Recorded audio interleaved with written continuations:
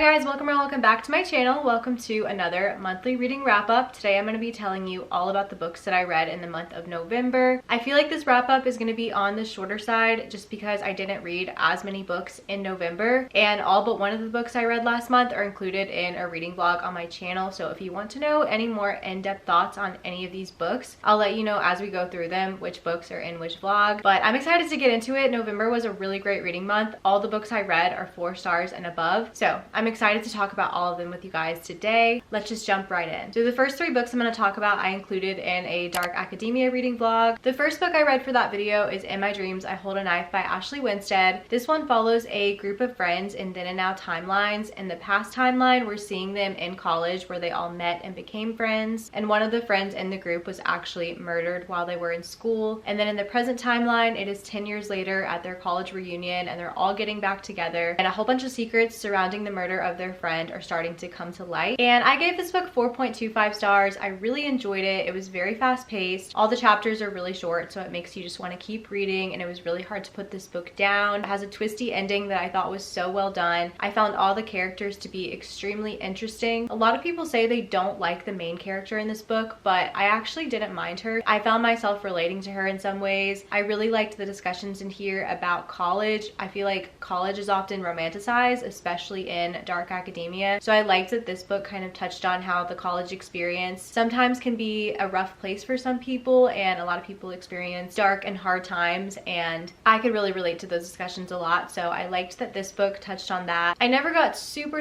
invested in the story or the characters. I was never like obsessed with the book. It was very enjoyable the whole way through, and I would definitely recommend it, but I feel like it's not one where I'm going to be thinking about it forever. The characters aren't going to have like a lasting impact on me, but still really good, really fast paced, and enjoyed it. I think it's a perfect thriller to read during the fall. The next book I read for that Dark Academia reading vlog is If We Were Villains by ML Rio. This book, very similar. We're following a group of friends and then and now timelines. In the present timeline, we follow our main character Oliver, and he was a student at this theater school, specifically a Shakespeare theater school, where all they study and learn about is Shakespeare and his plays. And Oliver is recounting to someone the events that happened while he was a student at this school 10 years prior, and we don't really know what it was, but it's alluding to something very dark and bad that happened while he was there. And in the past timeline, we're following the dynamic of this friend group and seeing the events as they actually unfold. And I really enjoyed this book. I gave it 4.5 stars. This one gets compared to The Secret History a lot, and I can definitely see the comparisons. I love The Secret History, but I feel like this one worked for me a little more just because where The Secret History was a little bit tedious and slow paced, this book was very fast paced and had me on the edge of my seat the whole time. And in The Secret History, you're kind of told up front what the big reveal is. We're just trying to find out like the who, how, and why of it. But in this book, we don't know anything. So that had me even more on the edge of my seat. I was just waiting constantly for the other shoe to drop. Even when the big reveal is dropped in this book and the climax of the book happens, there's still pieces that we know have to be uncovered. And it just kept me on the edge of my seat until the very last page. The characters in this, a lot of them are very unlikable, but they were all super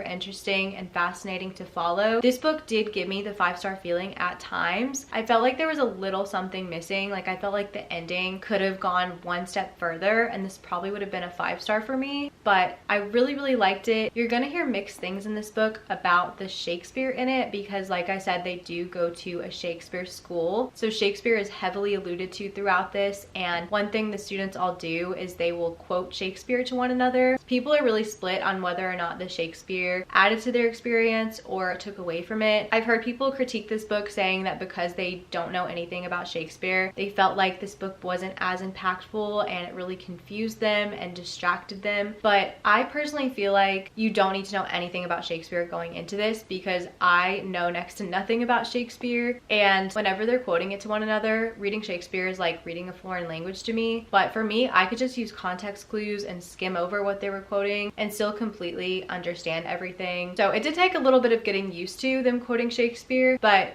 After the first few chapters, it didn't affect me or bother me in any way, and I really enjoyed it. I feel like it added a different little element to this, and I thought it was so fun following these characters, super suspenseful and twisty, and highly recommend. The last dark academia I read for that video is Babble Babel, I feel like you can say it either way, by R.F. Kuang. This book follows a young Chinese boy named Robin in the 1800s, and there is this plague in China that wipes out almost all of the city Robin lives in, including his entire family. So Robin is alone until this English professor comes over and takes Robin back to England with him, and he's like, I'm gonna become your guardian, I'm gonna give you a place to live, I'll give you 3 meals a day in exchange for you learning multiple languages. I'm gonna hire tutors for you, in the hopes that he's gonna go study at this translation academy at Oxford where the professor teaches linguistics. This book is a light fantasy. There is a magic system in here based off of words and language and translation, and I found that aspect of the book to be so interesting because I'm just so fascinated by different languages and kind of how they evolved. I found that part to be so fascinating, and this book has lots of great commentary on colonialism and racism, and I gave this book 4.5 stars. I am just in awe of R.F. Kuang and her writing and how much thought and effort went into crafting this story. I was a little intimidated going into this. I was afraid it would be a little bit too over my head. Once I got into it, I really didn't struggle at all reading this book, and I thought it was so well done, and I just feel like I learned so much reading this. I never really felt personally that connected to any of the characters in this book, so I never got super invested, but I feel like this book is just so well done and such a masterpiece that I can't give it a rating any lower than 4.5 stars. Okay, the next 2 books I read, I filmed a reading vlog for. I need a drum roll. I read Fourth Wing and Iron Flame. So let's talk about Fourth Wing first. Okay, Fourth Wing by Rebecca Yarros. I'm the last person on earth to pick up this book, but just in case you're also one of the last people on earth that haven't read this and don't know what it's about, we're following our main character, Violet, as she goes to this war college, and at the war college there are different quadrants, which are like different things you can study there. Violet has prepared her whole life to become a scribe, that are basically the people that like write down all the history and keep records of things, but Violet's mother is a very powerful general, and she forces Violet to go into the writer's quadrant, which is the most dangerous and deadliest of all the quadrants at this school. So we're following Violet as she trains to become a dragon rider at this college. And like I said, I'm last person on earth to read this. I know this book has gotten so much hype. I was so highly anticipating it. I was honestly so scared because of all the hype that it got, and I feel like at the time I read it, it was kind of that natural wave of where book talk books at first, they get so much hype, and then the second wave of people come in and read it and have a few critiques. But overall, I've seen mostly 5-star reviews for this book, so that kind of intimidated me. I went into it with high expectations, and at first I was like, I don't know, there's some things about this that are a little bit cringy, but the more I read, the more I just fell in love with the main character, really all the characters. I feel like I don't hear people talk enough about the found family in this. I loved it. I got so connected and invested in the friend group. I loved the romance in here so much. Zayden, one of my favorite book boyfriends ever and of the entire year. I didn't know what to expect because I've never read fantasy romance before, and it exceeded my expectations. I am so invested in the romance. I love them so much. And by the time you get to the end of the book and just reflect on all the things that happened to get our main character to the end and like everything that led up to the end moment, it blew my mind, and I gave Fourth Wing 5 stars. I loved it. I loved it so much. But I will say this book is a 5-star for me, but I feel like if I didn't know this book had all the hype, I would be kind of surprised that it did. It just doesn't seem like a book to me that would have such mass appeal. And like I said, it's 5 stars, but this isn't a 6-star read to me. Like, I feel like I'm not as obsessed with this book as everyone else is, but I'm glad to be part of the fandom now because I get it. I really enjoyed it, and I'm honestly kind of glad that I waited this long to read it because this book does end off on a cliffhanger, so I was able to jump right into Iron Flame and get the answers I needed. So Iron Flame picks up right where Fourth Wing left off. There's not much I can say about the plot of this book without spoiling what happens in Fourth Wing, so I'm not going to do that, but we're just following the aftermath and following Violet and how what happened in Fourth Wing affects her and her relationship friendships and what's going on with her at the school. I was nervous going into this one because I've only seen like mid reviews for this. I feel like people have a lot of critiques, and I've heard everyone say that they liked Fourth Wing better. So I was like, well, I gave Fourth Wing 5 stars, but I don't think I'm as obsessed with Fourth Wing as everyone else is. So if people are saying they liked Fourth Wing better, then I'm really worried about how I'm gonna feel towards this book. But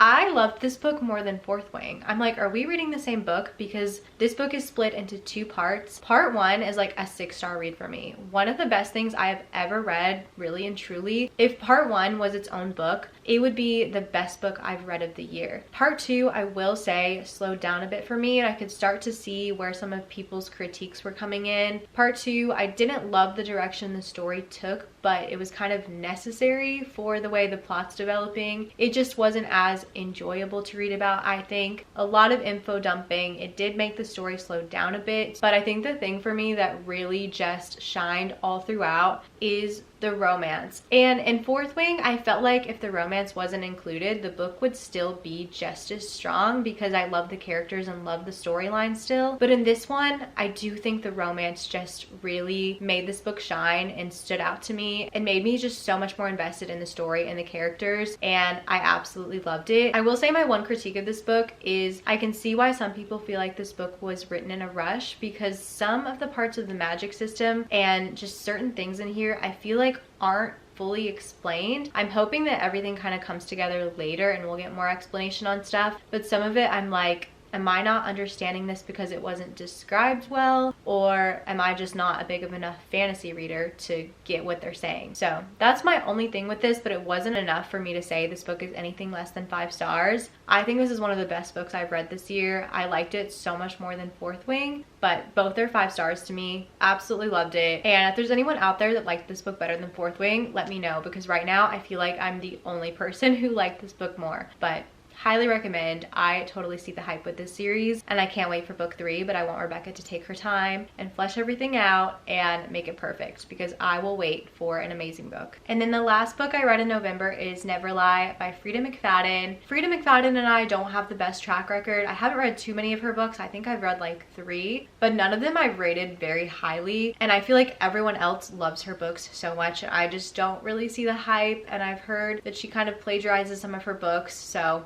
I don't know, I always feel a little bit iffy towards her. But Never Lie was on my winter TBR because I heard that it's a very snowy setting, so I was wanting to read it a little bit early because I was filming a winter book recommendations video, and I was like, okay, if I like this book, I want to include it in my winter book recommendations video. But what do you know, I forgot to include the book in that video, so this is me recommending it to you guys now. And this book is on Kindle Unlimited. Never Lie follows this newly married couple who are on their way to view this house that they potentially want to buy. They're meeting up with their real estate agent who's going to show them the home, and the home is kind of in the middle of nowhere. As they're driving, a blizzard starts, and when they get there, they have no service because they're in the middle of nowhere. The real estate agent is not there, and it is freezing. They don't want to stay in the car, so they try to get in the house, and they're able to get in, and they're like, let's just hole up here until we can get in touch with the real estate agent. And while they're in the house, they kind of start roaming around, exploring a little bit, taking a look at it because they could potentially be